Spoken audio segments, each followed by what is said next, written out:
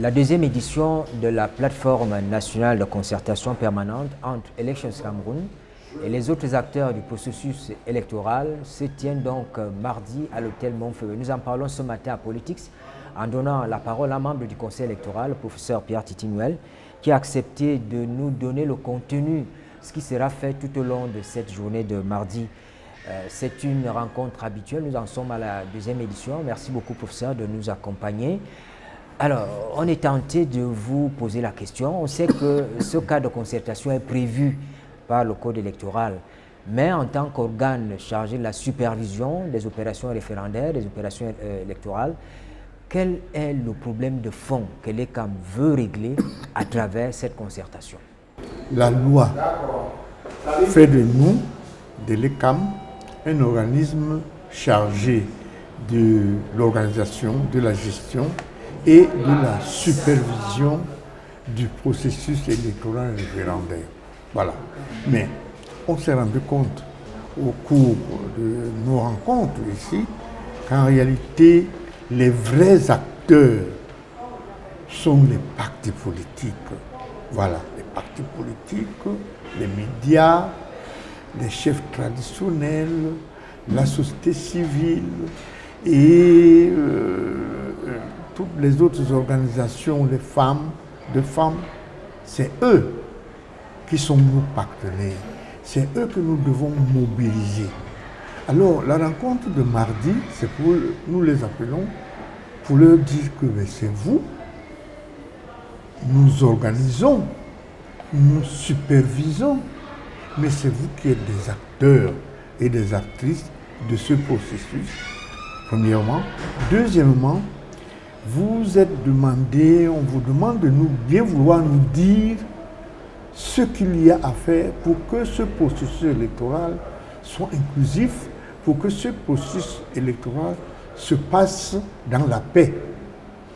Quand nous venons d'avoir les élections aux États-Unis, il n'y a pas eu de guerre, de contestation. Non. Non, il faut que ça soit bien organisé. Donc nous attendons que vous nous disiez ce que nous devons faire pour que ce processus soit bien organisé et que le résultat soit accepté par tout le monde. Antérieurement, il y a eu la première édition avec des recommandations fortes. Qu'est-ce qui a été fait des recommandations arrêtées à la première édition? Oui, on va faire le rapport de ces recommandations mardi prochain.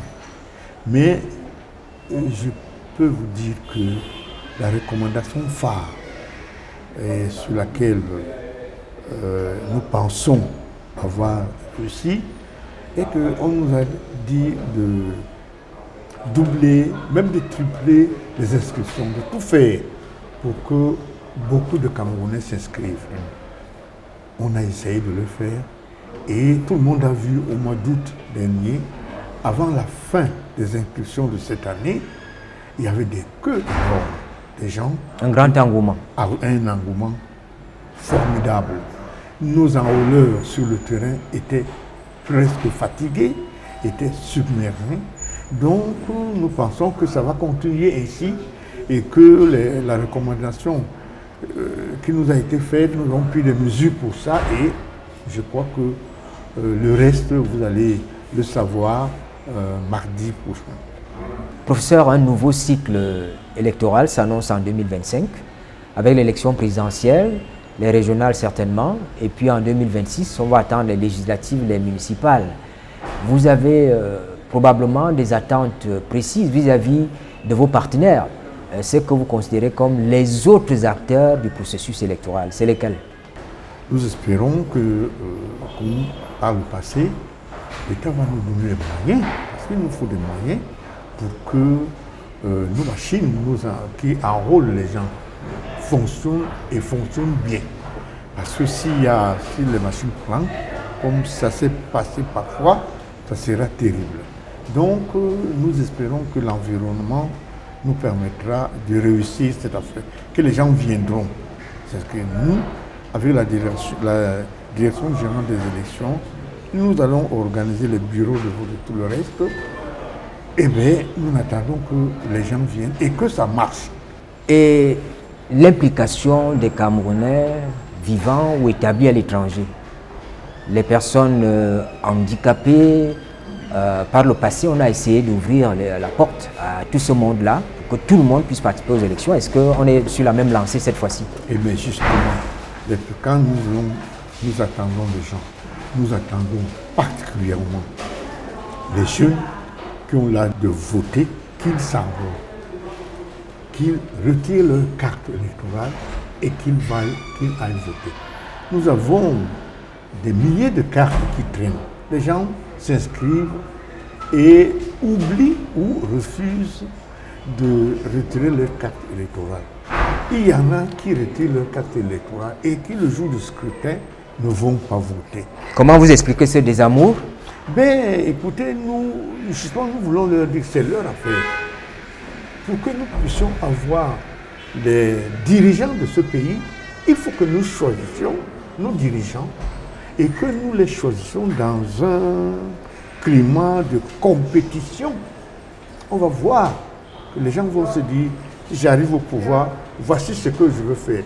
Que les gens écoutent les débats, que les gens aillent écouter la campagne électorale et qu'ils regardent parmi ces gens-là qui demandent à être au pouvoir, si ce qu'il dit, chaque individu doit dire, est-ce que ce qu'il dit là me concerne? Est-ce que ça va résoudre le problème de ma famille, de mes enfants? Et que ce jour-là, je vais lui donner ma voix. Ou je donne ma voix à un autre. C'est ça. Mais si on reste à la maison, on ne vote pas. Après, on va dire, oh, le Cameroun, ça va mal, ce n'est pas bien. Non. Et en disant ça des électeurs, je m'adresse aussi aux partis politiques et aux candidats. Il faut que vous ayez un programme de gouvernement qui soit attractif et qui permette aux électeurs d'opérer réellement le choix. Si vous êtes là pour bavarder tout simplement, bon, on va donner le voix à d'autres personnes, c'est ça. Donc, les handicapés, les femmes, les enfants, toutes les organisations de la société civile, les chefs traditionnels, il faut qu'ils s'impliquent. Au Cameroun, on a tendance à dire, pour avoir un processus électoral crédible, transparent, qui puisse permettre d'accepter les résultats, il faut un minimum de choses. Les partis de l'opposition, par exemple, vous demandent à vous et les CAM d'aller vers ce qu'ils appellent la biométrie intégrale pendant les opérations électorales. Et ils vous disent par exemple que le bulletin unique garantit une certaine transparence des élections. Que dites-vous à ces gens-là, c'est toutes ces catégories? Eh bien, nous autres, nous nous étonnons de voir que les gens disent que le code électoral doit changer. C'est vrai, il doit changer. Mais le code électoral, c'est une loi qui est votée à l'Assemblée et qui est promulguée par le chef de l'État. Nous appliquons cette loi-là. La biométrie intégrale, il faut que ça vienne de la loi. Le bulletin unique, si la loi le prescrit, nous allons présenter un bulletin unique, même s'il y a 50 personnes qui demandent à être candidat à la présidence de la République. Tout cela pour dire que tout cela ne dépend pas de l'ECAM. Tout cela dépend de la loi. Et les partis politiques qui sont au Parlement, c'est à eux à faire ça. On imagine quand même qu'en interne, avec vos équipes techniques, avec vos collaborateurs sur le terrain, vous qui appliquez dans cette loi, il y a quand même des limites que vous observez. Est-ce que, ayant identifié ces limites sur la loi, peut-être ce n'est pas votre rôle, ayant écouté vos partenaires, vous pensez qu'il y a quand même un plaidoyer à faire auprès de ceux qui sont chargés de faire les lois? Il faut dire que l'ECAM est là pour appliquer la loi.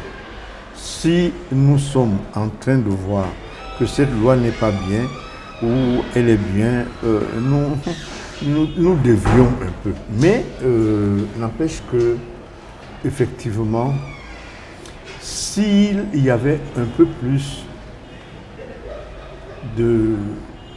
d'éducation à la citoyenneté, les gens de la société civile prenaient en compte le fait qu'ils doivent éduquer les gens, leur faire comprendre quel est le rôle du bulletin de vote, quelle est l'importance du bulletin de vote. Ça serait mieux. Nous, on aurait souhaité que la loi même donne du travail aux partis politiques. Il est annoncé qu'au cours de la rencontre de mardi, on passera par une matrice des stratégies et des actions directes à mener. Vous attendiez qu'il s'établisse une cartographie des risques électoraux qui sera conçue. Cela suppose que ceux qui vont venir à la réunion devraient se préparer, évidemment. La plateforme de concertation, l'un des objectifs, c'est de nous dire ce qu'il y a à faire pour que le processus soit plus clair. Nous dire ce que nous ne faisons pas, ce que nous ne faisons pas suffisamment. Alors nous espérons donc que les gens qui viendront à la plateforme auront quelque chose à nous dire pour que nous puissions, nous, en sortant de là, revoir notre façon de nous comporter, revoir qu'est-ce que nous avons à faire avec nos démembrements territoriaux qui enrôlent les gens sur le terrain.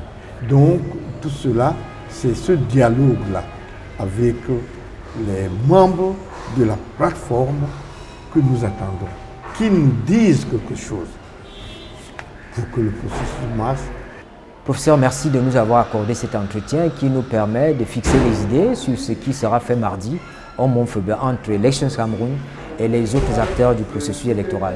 Mais c'est l'ECAM qui vous remercie parce que nous espérons que les gens vont nous écouter et que nous avons répondu à leurs questions, leurs questionnements. Nous remercions d'être venus auprès de nous. Merci. Politique ce matin, se consacrer à cet exercice qui va se produire au Mont-Faubert, à savoir un travail de concertation entre la plateforme nationale de concertation permanente. Elections va rencontrer les autres acteurs du processus électoral autour des questions électorales justement, tout ce qui peut entrer dans l'organisation matérielle des élections. On va écouter les parties prenantes, les partis politiques, les médias, la société civile, les administrations publiques qui sont en charge de ces questions-là. Ce sera une grosse manifestation ici. Nous avons bien voulu donner la parole à membres du Conseil électoral pour comprendre mieux ce qui se prépare. Mesdames, Messieurs, c'est la fin de cette édition de Politics. Merci de nous avoir suivis. Bonne suite des programmes sur la CRTV.